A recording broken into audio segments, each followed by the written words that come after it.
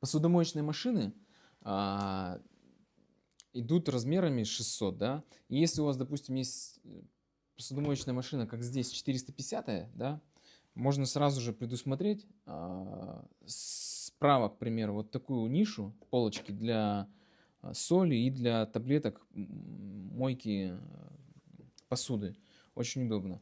Потом, допустим, у вас, если семья увеличилась, больше стало, да, вы можете, соответственно, снять этот шкафчик отсюда, вынуть и установить уже большую посудомоечную машину на 600.